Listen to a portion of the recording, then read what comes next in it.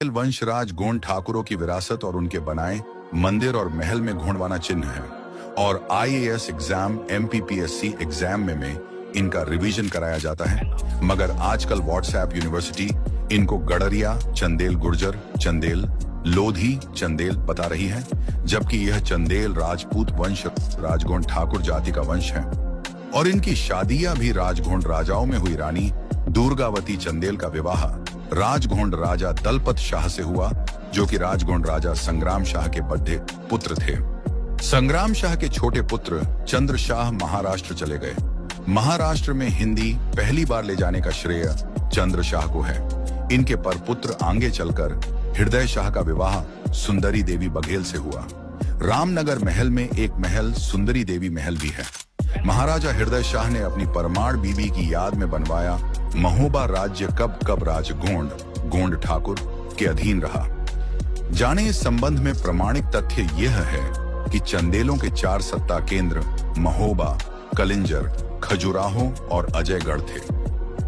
10वीं शताब्दी में चंदेलों के उत्कर्ष काल में कलिंजर, खजुराहो, अजयगढ़ सभी महोबा के अंतर्गत ही आते थे।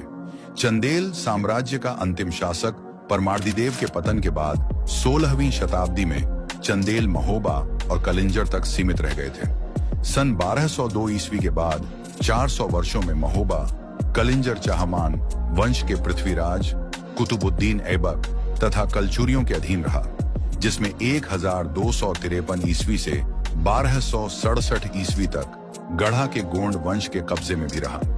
यह गढ़ा गोंड वंश के भानुमित्र भवानीदास का शासनकाल था। इस तरह कलिंजर या महोबा के पास कोई बड़ा राज्य तो नहीं था, पर एक समृद्ध राज्य अवश्य था। कलिंजर के कीर्ति सिंह से युद्ध में ही 1545 ईस्वी में शेर शाह सूरी घायल होकर मरा था। महोबा और कलिंजर के चंदेलों के भ्रम में अबुल फजल में महोबा, वर्तमान में हमीरपुर, उप्र के शालिवाहन की पुत्री लिखा होगा, जबकि दुर्गावती कलिंजर, वर्तमान में बांदा उप्र के चंदेल नरेश कीर्ति सिंह की एकमात्र संतान थी। अबुल फजल ने दुर्गावती के बंदूक चलाने की बात भी लिखी है, जो गलत तथ्य है। उस काल तक कोई भी भारतीय राजा बारूद, तोप या बंदूक से परिचित नहीं था। दलपति शाह की कुलहीनता का उल्लेख भी दुराग्रहपूर्ण तथ्य है, क्योंकि महाराज संग्राम शाह अपने समय में मध्य भारत के एक छत्र अपराजेय शासक थे। अपने परिचय में स्वयं को नागवंशी व पुलस्त्यवंशी कहा है। सबसे महत्वपूर्ण तथ्य यह है कि राजाओं के वैवाहिक संबंध में कुल, जाति, धर्म जैसी बातें नहीं पाई जाती हैं।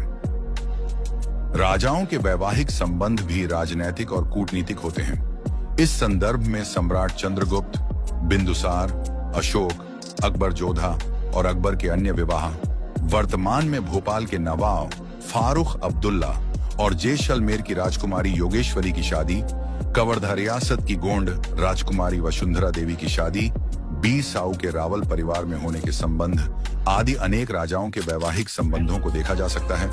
इस संबंध में एक अन्य महत्वपूर्ण तथ्य भी मिलता है। विसेंट स्मिथ ने चंदेलों को गोंडों की एक शाखा माना है। इतिहासकार इस मत से सहमत नहीं है, परंतु प्रो एस.आर. डोंटा शर्मा, राजबली पांडेय, मोती रावण, कंगाली आदि स्मिथ के विचार से सहमत है। राजबली पांडेय के अनुसार दोनों जातियों की जीवन शैली और नाक नक्श में समानता मिलती है। मोती रावण लिखते हैं कि चंदेल प्रोटो द्रविड़ गोंडी भाषा का शब्द है, जिसका हिंदी सफेद खरगोश होता है। चंदेल राजाओं का गंड चिन्ह टोटम होता है। तत्कालीन समय में चंदेल, कलचुरी, नीलकंठ, मरवी गोंड टोटम परमार, परिहार, बघेल आदि के बीच वैवाहिक संबंध होने के अनेक उदाहरण मिलते हैं। आजकल ऐसा देखने को नहीं मिलता है। वर्तमान में प्राचीन प्रसिद्ध राजवंश गोंड क्षत्रियों और कलचुरियों क्षत्रियों को छोड़कर परमार और चंदेलों के वैवाहिक संबंध निम्न माने जाने वाले क्षत्रियों में होते हैं, जिनको मुगलों की सेवा करने और उनसे मनसबदारी प्राप्त हुई। हालांकि यह व्यवस्था अब आर्थिक स्तर पर निर्धारित हो रही है। अतः दुर्गावती के पिता का नाम शालिवाहन, दूसरी बहन कमलावती और बंदूक चलाने, चंदेलों की दीनता व गोंडों की हीनता जैसे अबुल फजल के विचार पूर्वाग्रहपूर्ण एवं भ्रामक और जलन वाले सिद्ध होते हैं, क्योंकि मुस्लिमों के शक्तिशाली वंश बाबर, शेर शाह, जलालुद्दीन लोधी, गयासुद्दीन तुगलक, मांडू का बाज बहादुर, बरार का सुल्तान फतेह खान, गोंड राजा संग्राम शाह से आमने सामने की लड़ाई में शिकस्त खाए हुए थे। जब तक महाबली महाराजा संग्राम शाह जीवित थे, जब तक सभी मुस्लिम राजा गोंडवाना पर हमले करने से भयभीत रहते थे। यही कारण है सोने के सिक्के चलने वाले राज्य में ये चाहकर भी हमले नहीं कर सके। में जलन साफ देखने को मिलना जायज है, और आबू फजल की जलन भी कोई बढ़ती बात नहीं। बस अपनी जलन को कलम के जरिए एक पेज पर लिखना ही तो है। 70,000 ग्रामों के महाराजा थे महाराजा संग्राम शाह। मुगलों के साथ लूटपाट करने वाले चरित्रहीन क्षत्रिय नहीं थे, समझे आबू फजल। कुछ इतिहासकार दुर्गावती और दलपति शाह के वैवाहिक संबंध को राजनैतिक युक्ति की दृष्टि से देखते हैं।